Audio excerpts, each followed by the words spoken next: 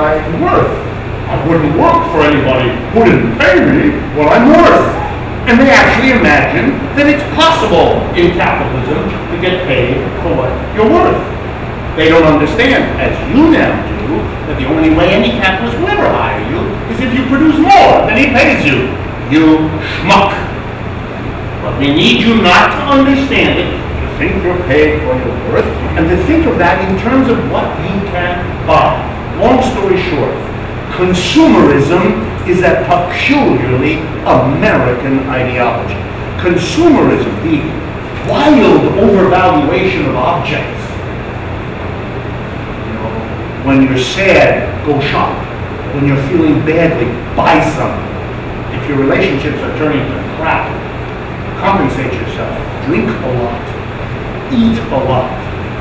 Gamble a lot. Buy things. This idea is not that we are psychologically peculiar. This is our economic history.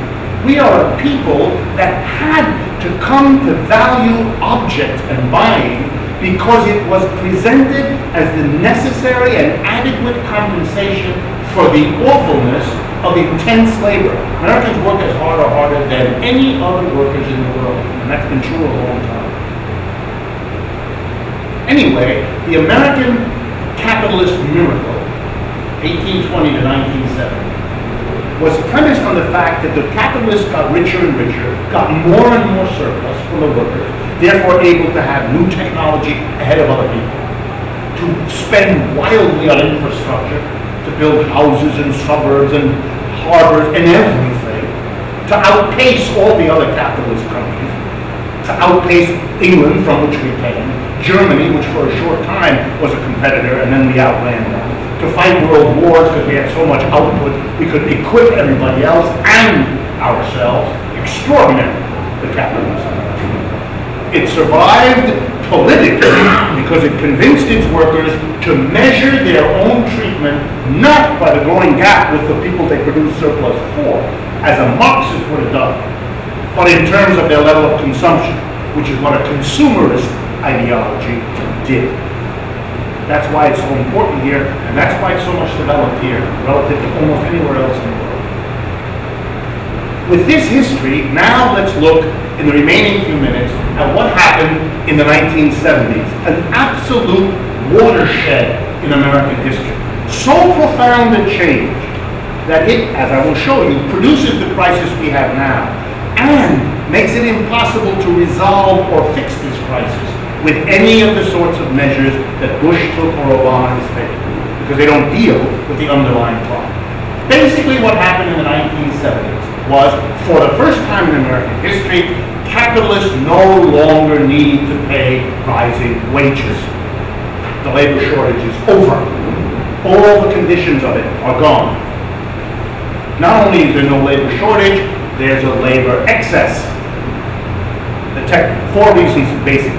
One, the computer, which replaces people with machines, reduces the need for workers on a massive scale starting in the 1970s. Number two, competition from the Europeans and the Japanese, recovered after World War II, is so intense that American companies, to survive, have to find much cheaper workers. So they leave the United States and locate production elsewhere in huge numbers, reducing the demand for work here. So between the computer technology that reduces the demand for workers and the export of jobs, we now call that outsourcing, reducing the demand for work here, we have a cut in the demand for workers. At the same time, we have an increase in the supply. Two ways. The most important, massive movement of women out of the household into the paid work market, looking for work. Starts in the 1970s and takes off. And number two, immigration. As the gap between rich and poor globally gets worse, poor people come to the United States, legally, illegally. So you had, starting in the 70s, a rise in the number of people looking for work, together with a decrease in the number of jobs available. Employers saw an opportunity, no more wage increases. For them, nirvana, wonderful. Workers' productivity kept going up every year since the 1970s, just as before. But the difference was, you didn't have to pay them anymore. Real wages start going flat, pending down from the 1970s to now. The average real wage today is about what it was in the late 70s in the United States. You with me? But what you can buy for your wage is about the same now in terms of goods and services to what it was 30 odd years ago. Well, what happened? Very quickly now. The workers and the capitalists, the producers and appropriators of the surplus, reacted completely differently because their situations were completely different. For the workers, a social trauma. All the worse, as we did at the beginning of tonight, all the worse because there was no public recognition, no public debate, no public discussion. Some of your faces show me you've never heard anyone tell you the 1970s were a trauma for the culture. It was a trauma that needed to pass quietly in the night, as if nothing had happened. What did American workers do? Well, I've already hinted to you. They went crazy. Their whole self-sense, I am successful, my wages go up. No, they don't. I will be able to give my children a better standard of living than I got, the way my parents did. Oh, no, you won't. I will realize the American dream. No, you won't. Not at all. That was taken personally. That was taken individually. Since it wasn't understood to be a social phenomenon, it was thought to be something each individual was to blame for and had to solve, himself or herself. So they did. American working class families did two things. One, they sent the women out to work, they sent the kids back to work, they sent the retirees back to work. Work more hours. If you don't get paid more per hour, do more hours, it'll bring more money in. We'll continue to be able to consume more as we have defined ourselves, but we can't do it with higher wages because they're not paying us anymore, so we'll do more work. This had a number of profound consequences. One, American workers are exhausted. If you compare today the number of hours per year worked of an average American worker, on the one hand, and an average French, German, or Italian worker, the difference, ready? 20%. Americans work 20% more hours per year than their counterparts in other advanced countries. Extraordinary. Americans are physically exhausted. Number two, when everybody in the family works, but above all, when the mother, the adult woman works, the person who's holding together the emotional glue of a family is gone, is exhausted, and the family falls apart. She cannot do what she has to do out of the job and come home and provide the same emotional support and nurturance, which the husband doesn't know how to do, and the children can't yet in many ways. So she's it, and she's exhausted, she can't.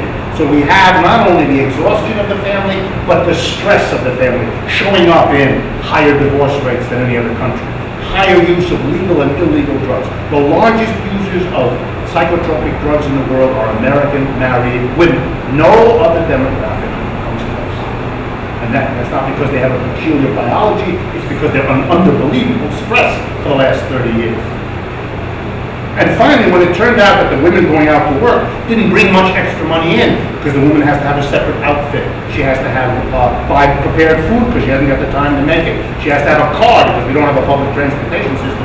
When you put together the extra expenses, she couldn't bring in much more money. So the family, here we go now, turned the American working class family to the only other way to sustain the history of this country's rising consumption. When you didn't get more wages an hour and you couldn't get more people working more hours because they physically couldn't handle it, you went on the biggest borrowing binge any working class in the world has ever undertaken. People went crazy to borrow. That was the only way left. And here's the irony. If you understand this, you grasp capitalism and its beauty. That was an effort at sarcasm. And its beauty. Though capitalists getting enormous surpluses into their hands as productivity went up, as wages didn't, took the enormous wealth they were getting. Ready? Ready? You gotta appreciate this. And they lent it to the workers so they could borrow. For the last 30 years, capitalists had the closest to nirvana that capitalists ever get. Instead of raising the wages of their workers, as they had done in the previous 150 years, they substituted loans, which the worker not only had to give back, but with interest. Here again, America, right? You live in a special place. The capitalist went crazy. His best of all possible worlds. And like capitalists always do when profits go up, they spun off into corruption, speculation, and mania, and bubble, and bust. Of course they did. They never had it so good. They paid themselves wild salaries. By the way, they've been doing that since the 1970s. The American people, looking God knows where, have discovered last week that the salaries that these people get are very high. Little hint for you. The salaries paid by the heads of financial corporations to themselves that are getting all the publicity are salaries that were paid at a time when most of these financial corporations were doing real well. And what the financial corporations have paid themselves over the last 5 years is significantly less than what was paid to themselves by the directors of General Motors, Ford, and Chrysler over the last 10 years while they were systematically destroying their industry. We are terribly upset with the bankers. But the others? But the whole system that produced this? No, that's the genius of America. Find some scapegoat. If Wolff, the banker, if Goldman, oh stop. Anything but the system, the organization of the surplus that holds this system together. Final point. The alternative is, and that Marx only gestured at it, a different system of the surplus. It's if the workers produce and appropriate the surplus themselves. If the workers become their own board of directors. If the workers stop being producers of surplus for somebody else. They become the producers, but also the appropriators. Finally, the workers themselves will democratically operate the economy. That is the only way these problems will ever be solved. Otherwise, we will continue our oscillations between private and state capitalism for God knows how long. And if anything else is clear from this class, it ought to be that thinking about real alternatives in terms of the organization of a society and of the system is a long overdue response to these kinds of crises. So we don't fool ourselves, take another temporary set of regulations and reforms by well-intentioned people, and then wait for it all to play out again. Thank you very much for your attention. I hope to see you again.